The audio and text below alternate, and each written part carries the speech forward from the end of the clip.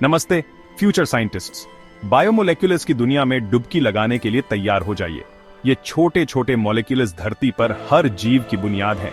छोटे से बैक्टीरिया से लेकर बड़ी से बड़ी भेल तक।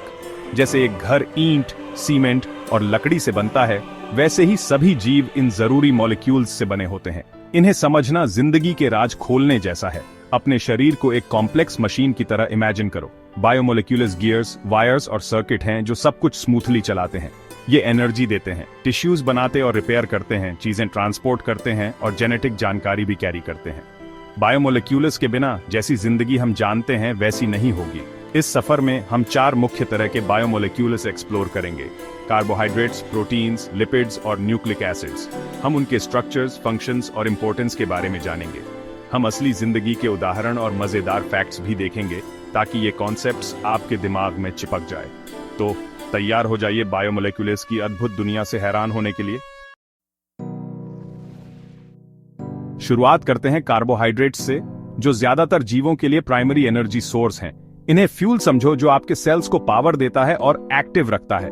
याद है जब आप दौड़ लगाई थी या रात भर पढ़ाई की थी?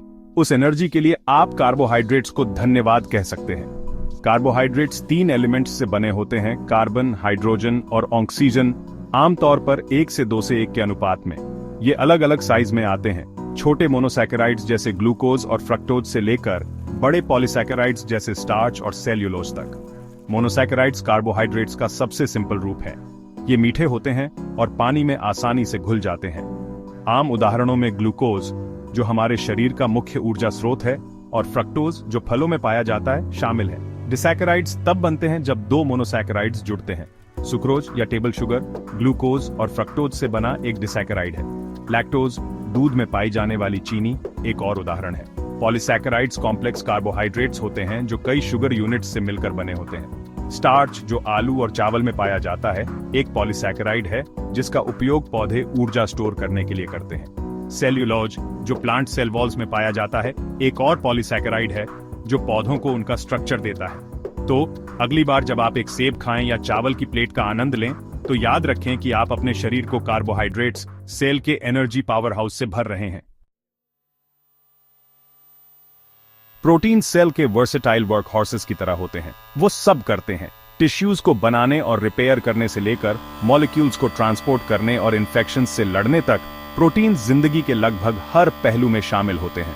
प्रोटीन्स एमिनो एसिड्स नामक बिल्डिंग ब्लॉक्स से बने होते हैं। 20 अलग अलग प्रकार के एमिनो एसिड होते हैं। प्रत्येक की एक यूनिक साइड चेन होती है जो प्रोटीन को उसके विशिष्ट गुण देती है। ये एमिनो एसिड एक स्ट्रिंग पर मोतियों की तरह आपस में जुड़े होते हैं, जिससे लंबी चेन बनती है जो कॉम्प्लेक्स 3 डायमेंशनल स्ट्रक्चर्स में फोल्ड होती है। प्रोटीन्स को छोटी मशीनों की तरह सोचें, जिनके विशिष्ट आकार होते हैं जो उन्हें अपना काम करने की अनुमति देते हैं।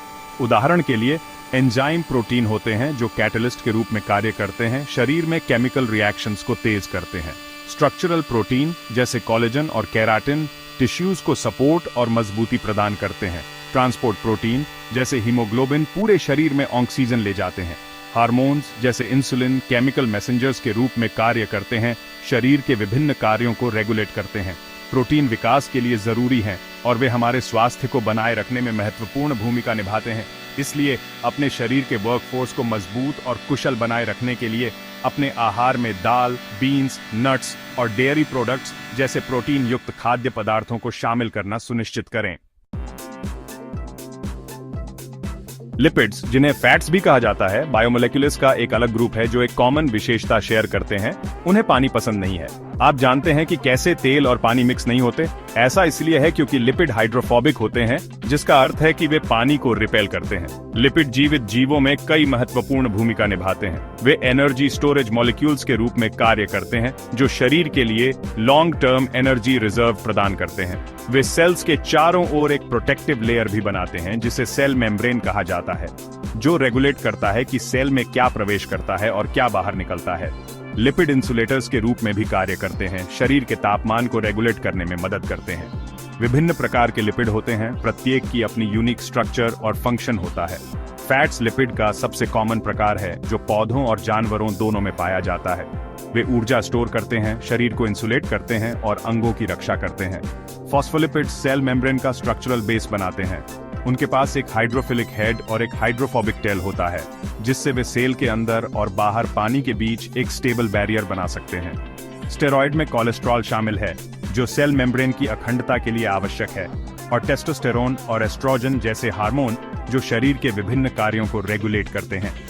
हालांकि हमारे आहार में बहुत अधिक फैट अनहेल्दी हो सकता है, लिपिड संतुलित आहार का एक आवश्यक हिस्सा है। वे आवश्यक फैटी एसिड प्रदान करते हैं जो हमारे शरीर खुद पैदा नहीं कर सकते हैं, और वे हमें ए, डी, ई और के जैसे फैट सॉल्युबल विटामिन को अवशोषित करने में मदद करते हैं।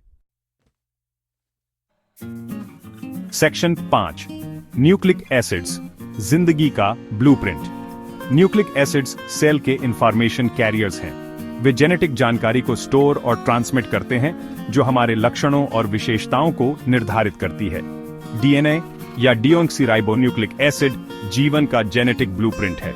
इसमें एक जीव के निर्माण और रखरखाव के निर्देश होते हैं। आरएनए या राइबोन्यूक्लिक एसिड प्रोटीन सिंथेसिस में महत्वपूर्ण भूमिका निभाता है।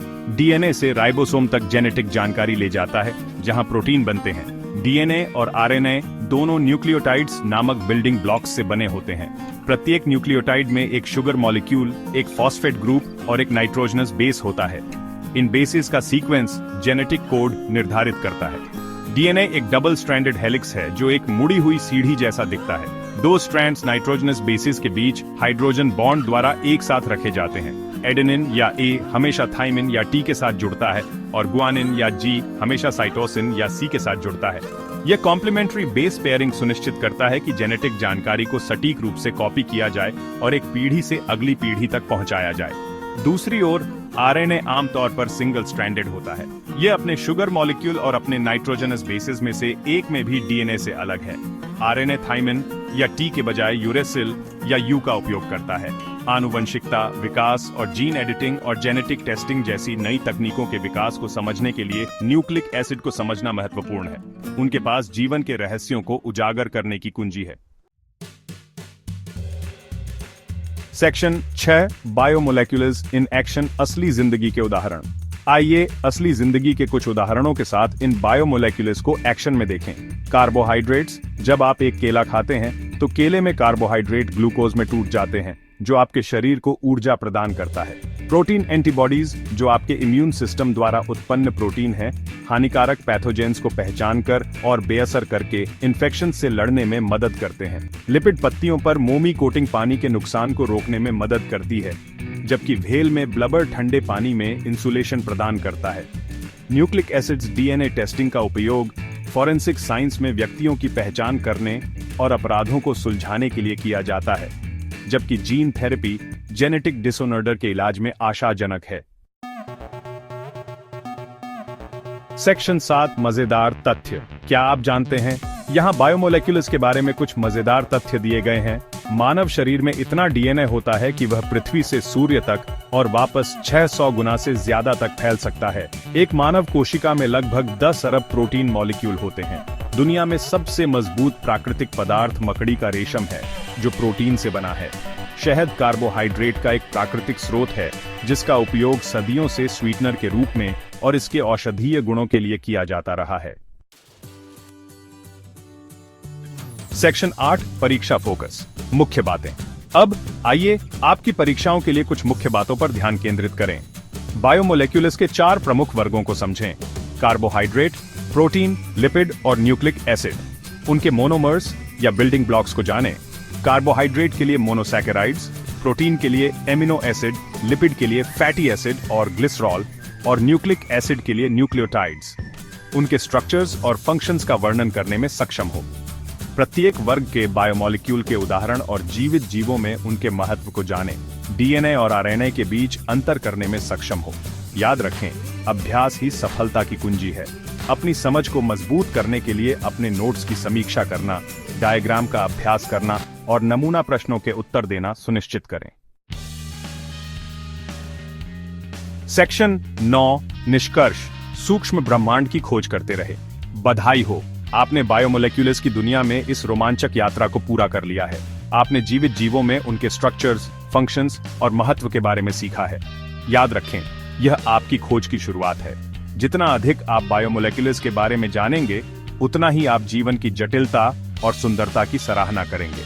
इसलिए प्रश्न पूछते रहें, जिज्ञासु बने रहें और अपने शरीर की हर एक कोशिका के भीतर मौजूद सूक्ष्म ब्रह्मांड की खोज करना कभी बंद न करें।